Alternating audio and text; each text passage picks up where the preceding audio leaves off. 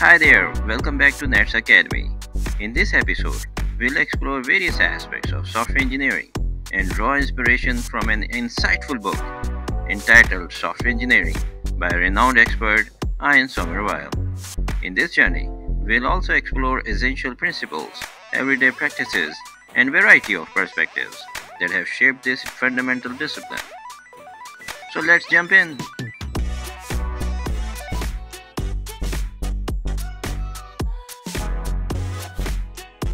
The concept of software engineering was first introduced in 1968 at NATO Software Engineering Conference, discussing the then called software crisis. In this conference, it became clear that individual approaches to software development do not extend to large and complex software systems. They were unreliable, cost more than were expected, and were delivered late.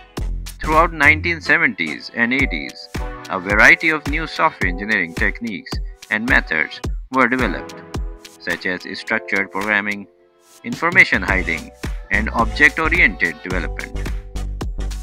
Tools and standard notations were developed, which are the basis of today's software engineering.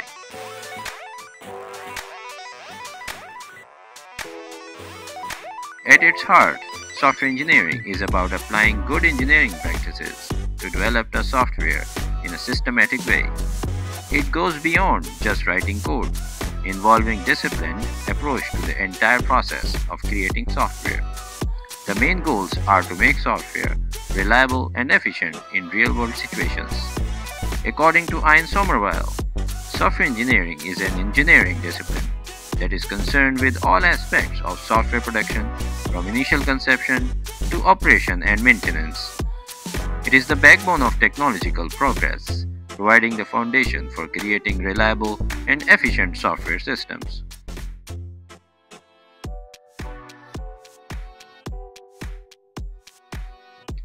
The fundamental activities in software engineering are comprised of software specification, software development, software validation, and software evolution.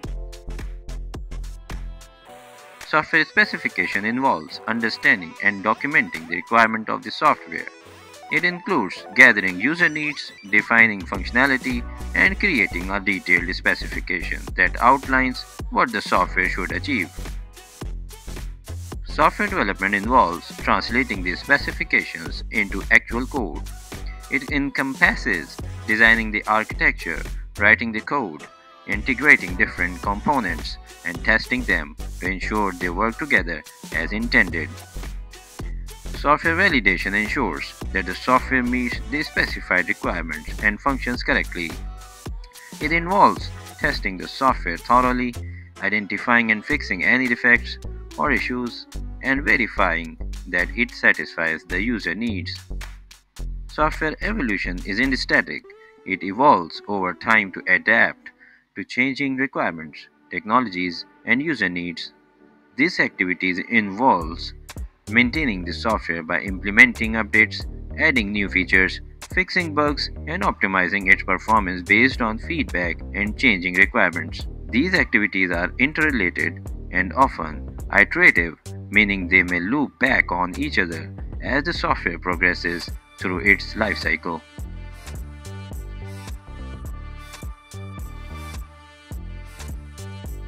Computer science looks into the theoretical aspects of computing, exploring algorithms, data structures, and computational theory. On the other hand, software engineering is more focused on practical applications of this knowledge, dealing with the intricate process of creating, developing, and delivering software that serves real-world purposes. It involves navigating the complexities of the software development, encompassing everything from understanding user needs and specifying requirements to designing, coding, testing, and maintaining software systems that are functional, reliable, and valuable in various contexts. Essentially, while computer science lays the theoretical groundwork, software engineering brings these theories to life through the tangible creation and delivery of useful software solutions.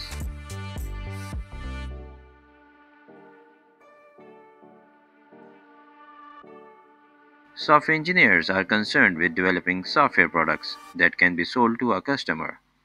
There are two kinds of software products: generic products or customized or bespoke software. Generic products are standalone systems that are produced by a development organization and sold on the open market to any customer who is able to buy them. Examples of this type of product include apps for the mobile devices, software for PCs such as databases, word processors, drawing packages, and project management tools. This kind of software also includes vertical applications designed for the specific market, such as library information systems, accounting systems, or systems for maintaining dental records. Customized or bespoke softwares are the systems that are commissioned by and developed for a particular customer. A software contractor designs and implements the software specially for the customer. Examples of this type of software include control systems for the electronic devices, systems written to support a particular business process, and air traffic control systems.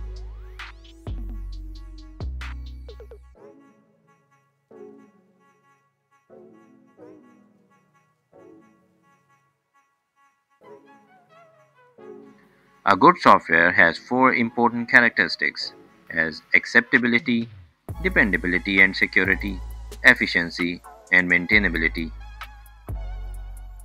In acceptability, software must be acceptable to the type of users for which it is designed.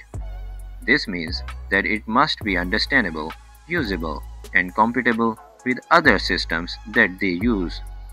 Dependability and security includes a range of characteristics including reliability, security, and safety.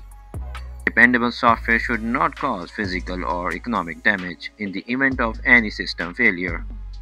Software has to be secure so that the malicious user cannot access or damage the system.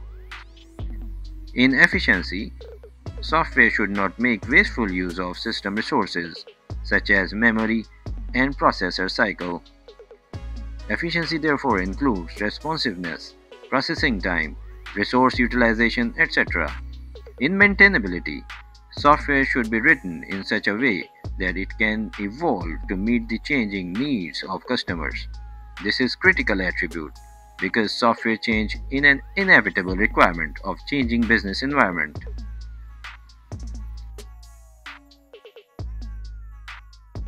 The most important software methods and techniques depend on the kind of application you are making. There are many different types of applications which have been categorized as standalone applications, interactive transaction-based applications, embedded control systems, batch processing systems, entertainment systems, modeling and simulation systems, data collection and analysis systems, and systems of systems. Standalone applications are the application systems that are run on personal computer or apps that run on mobile devices. They include all necessary functionality and may not need to be connected to a network. Examples of such applications are office applications on a PC, CAD programs, photo manipulation systems, travel apps, productivity apps, and so on. Interactive transaction-based applications execute on a remote computer and that are accessed by users from their own computers, phones, and tablets.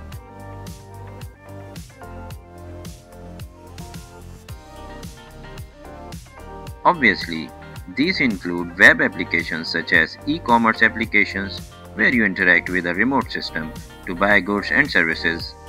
This class of application also includes business systems where a business provides access to its system through a web browser or a special purpose client program and cloud-based services such as mail and photo sharing. Interactive applications often incorporate a large data store that is accessed and updated in each transaction. Embedded control systems are those systems that control and manage hardware devices. Numerically, there are probably more embedded systems than any other type of systems.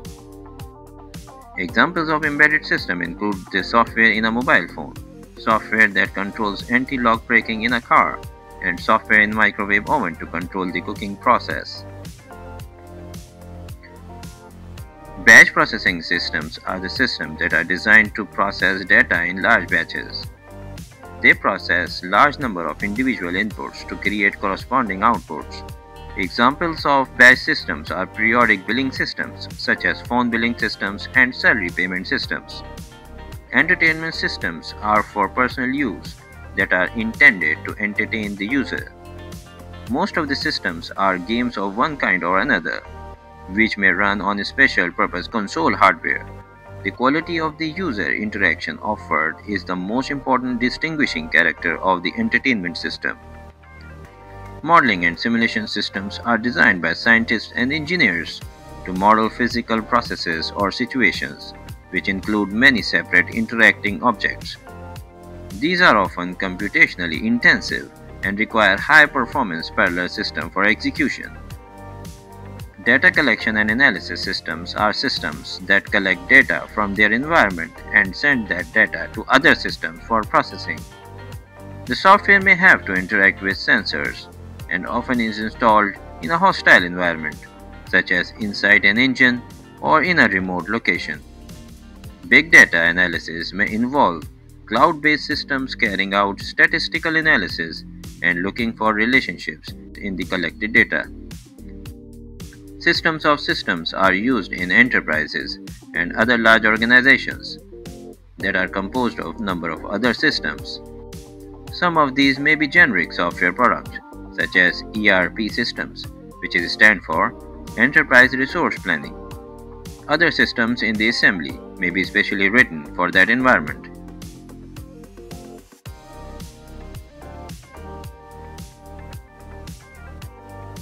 In software engineering, roughly about 60% of the software costs are development costs, whereas about 40% are of testing costs.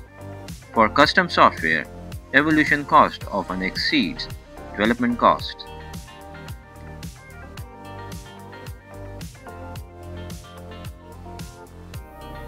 A software process model, sometimes called software development life cycle, is a simplified representation of a software process. They have been classified as the waterfall model, incremental development, and integration and configuration model. Waterfall model takes the fundamental process activities of specification, development, validation, and evolution and represents them as a separate process such as requirement specification, software design, implementation, and testing.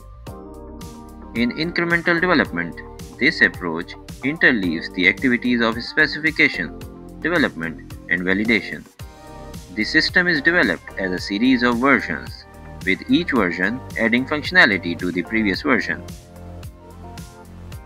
In integration and configuration model, this approach relies on the availability of reusable components of system. The system development process focuses on configuring these components for use in a new setting and integrating them into a system. You can find more models in other available literature like Spiral model, Agile model, and Development Operations model. So as we wrap up in this episode, we have explored the historical aspects, definitions, fundamental activities, methods, techniques, and expenses of software engineering, types and characteristics of softwares, and various software process models. So it's quiz time. In today's quiz, we have a question: how many types of software products exist? And what are the 4 crucial characteristics of a good software? Submit your answers through the link given in the video description. We hope you like this video.